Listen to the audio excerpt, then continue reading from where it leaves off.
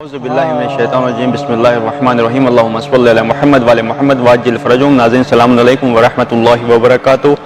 میں آپ کا میزبان سید رضوان نقوی آج ایک اہم پروگرام لے کر حاضر ہوں۔ جیسے کہ آپ کو پتہ ہے کہ شہر ازاں کہے جانے والے لکھنؤ کو یہ شرف حاصل ہے کہ یہاں پر 2 مہینے 8 دن کی عزاداری ہوتی ہے۔ ساتھ ہی ساتھ یہاں پر امام باڑے درگاہیں کربلا موجود ہیں۔ ہر بار ہم ایک نئی کربلا ایک نئے امام باڑے کے سلسلے سے آپ سے گفتگو کرتے ہیں۔ آج ہم ایک اہم روضے کے بارے میں آپ سے گفتگو کریں گے۔ آج ہم رستم نگر میں واقع درگاہ حضرت ابوالفضل عباس علیہ السلام کے سلسلے سے آپ سے بات کریں گے اور اس کی تاریخ کے بارے میں آپ کو بتائیں گے۔ وہ سلام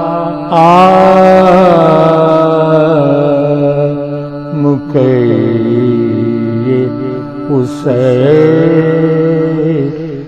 پر کہ بہشت جس کا صلہ ملے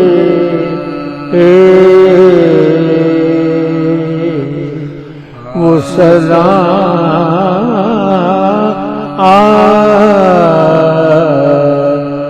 کے حسین۔ آئیے آج آپ کو درگاہ حضرت ابوالفضل عباس علیہ السلام کے سلسلے سے جو تاریخ میں واقعہ درج ہے وہ ہم بتاتے ہیں۔ زمانہ آصف الدولہ میں مرزا فقیر بیگ نامی شخص جو یہاں رہا کرتے تھے، متقی پرہیزگار انسان تھے۔ جب وہ کربلا معلیٰ زیارت کرنے گئے تو مولا عباس علیہ السلام کے روضے پر وہاں کے خدام نے ان سے کہا کہ کیا آپ ہند سے تشریف لائیں؟ مرزا فقیر بیگ صاحب نے فرمایا کہ ہاں، ہم ہند کے شہر لکھنؤ سے تشریف لائیں۔ تو وہاں کے خدام نے کہا کہ ہم یہ چاہتے ہیں کہ مولا عباس علیہ السلام کے روضے کے جو تبرکات ہیں جن میں علم مبارک اور خاک پاک، اسے آپ ہندوستان لے جائیں اور وہاں پر اس علم مبارک کو نصب کریں۔ چنانچہ وہ علم مبارک اور خاک پاک مرزا فقیر بیگ صاحب کربلا معلیٰ سے لے کر ہندوستان واپس آئے اور لکھنؤ میں آنے کے بعد اسی جگہ پر جہاں پر یہ روضہ بنا ہوا ہے یہاں پر وہ علم مبارک کو نصب کیا اور خاک پاک رکھ دی گئی۔ جب یہ خبر لوگوں کو ہوئی تو اہل لکھنؤ کے ہزاروں لوگ اس کربلا میں اس روضے میں تشریف لائے اور علم مبارک کی زیارت کی اور خاک پاک کی زیارت کی۔ جب یہ خبر پھیلی تو دور دور سے لوگوں کا سلسلہ جاری و ساری ہو گیا اور مجلس و ماتم کا سلسلہ اسی طرح جاری ہو گیا۔ حضرت ابوالفضل عباس علیہ السلام اپنی عظمت و فضیلت، حسن کردار، حسن عمل کے لحاظ سے بہت مشہور و معروف اور قابل تعظیم ہستی ہیں۔ آپ کے والد بزرگوار ولی خدا امام معصوم شیر خدا مولا کائنات غالب لکل غالب اسد اللہ شیر خدا پرورد رسول ولایت کے شہنشاہ، ہمت و شجاعت کے عظیم تاجدار، مارکہ خیبر کے شہسوار، خاتون جنت کے شوہر نامدار حضرت علی مرتضیٰ علیہ السلام ہیں۔ والدہ گرامی فاطمہ کلابیہ سلام اللہ علیہ ہیں جو ام البنین سلام اللہ علیہ کی کنیت سے مشہور ہیں۔ آپ کی حیات طیبہ میں باپ کی طرف سے شجاعت کا عنصر شامل ہے اور ماں کی طرف سے بھی شجاعت نسلی و نسبی طور پر ملی ہے۔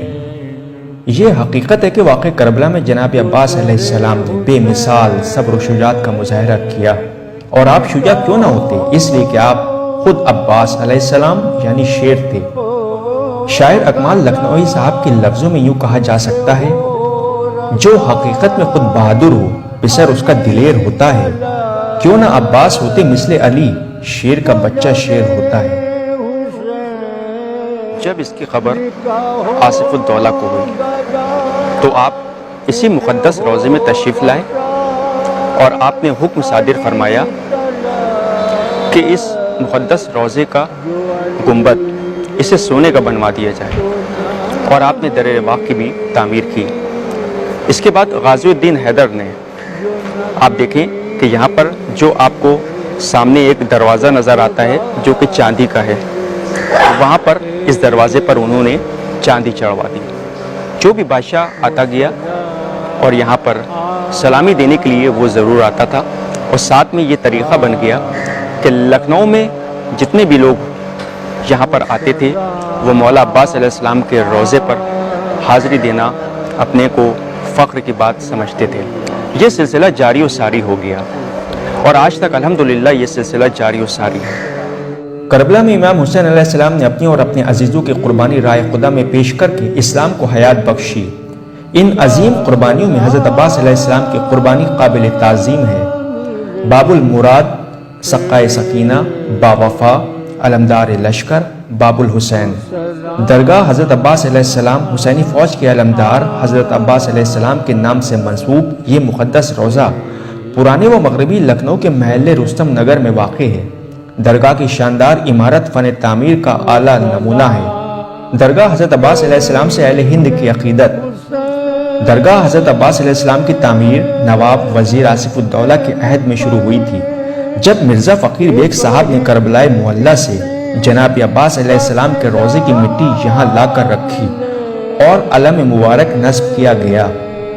یہ مقدس معجزاتی علم مبارک جس سے رات کی تاریکی میں نورانی شعائیں بھی بلند ہوتی تھیں، اس لیے اس مقدس علم مبارک کی شہرت لکھنؤ اور اس کے قرب و جوار میں بڑی تیزی سے پھیلی۔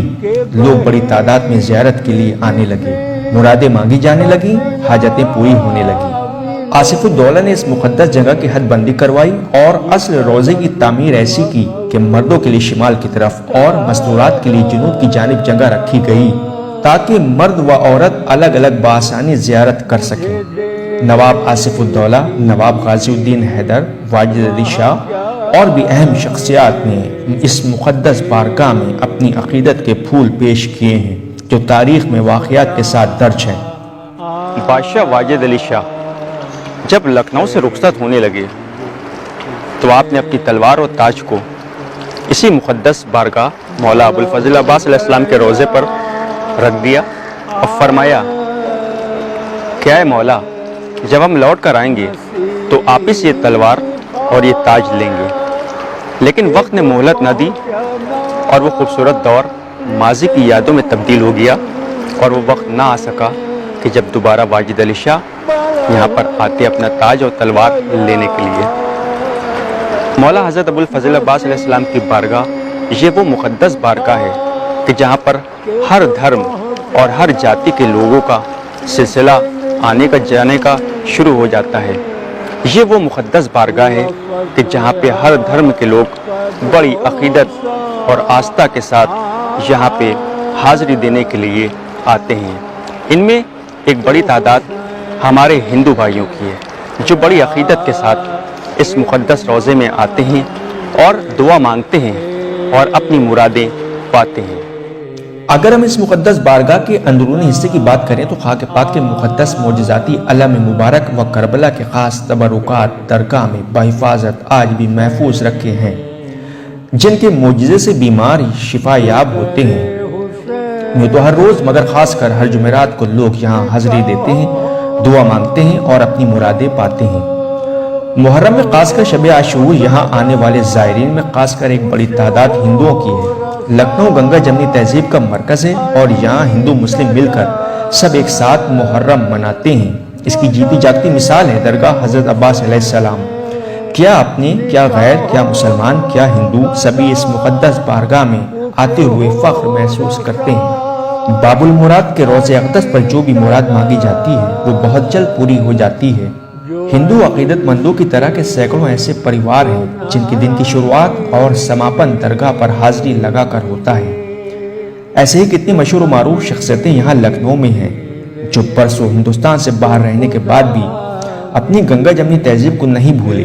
انہی میں سے ایک ہیں اشرف آباد کے رہنے والے ہندو عقیدت مند پروفیسر ستیش چندرا صاحب، جو ایک عرصے دراز سے سویڈن میں رہتے ہیں۔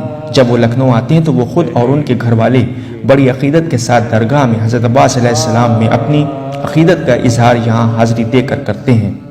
شہر ازاں کہے جانے والے لکھنؤ کے مومنین و مومنات بڑی عقیدت و احترام کے ساتھ اس مقدس بارگاہ میں ذکر خدا و ذکر پنجتن میں مصروف نظر آتے ہیں۔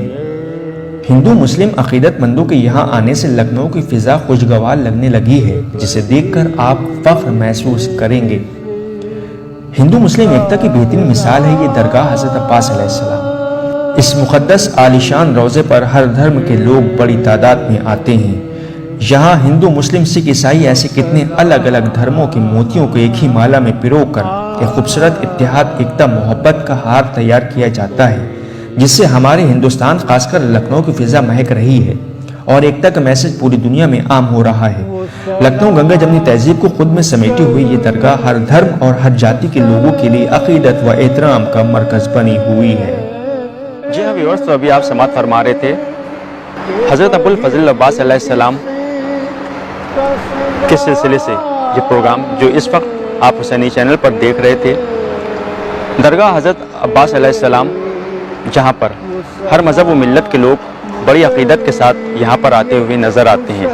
پوری دنیا میں درگاہ حضرت ابو الفضل عباس علیہ السلام کو ایک حیثیت اور ایک مقام، ایک مرتبہ حاصل ہے۔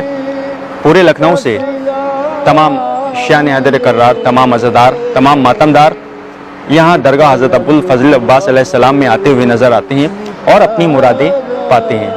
ابھی آپ یہ پروگرام سماعت فرما رہے تھے حسینی چینل پر۔ اب اپنے میزبان سید رضوان رضا نقوی اور ہماری حسینی چینل کی پوری ٹیم کو دی اجازت، اس امید کے ساتھ کہ آپ کے سامنے ہماری ملاقات ایک نئے پروگرام کے ساتھ ہوگی۔ آپ دیکھتے رہیے حسینی چینل۔ خدا حافظ، السلام علیکم ورحمۃ اللہ وبرکاتہ، فی امان اللہ۔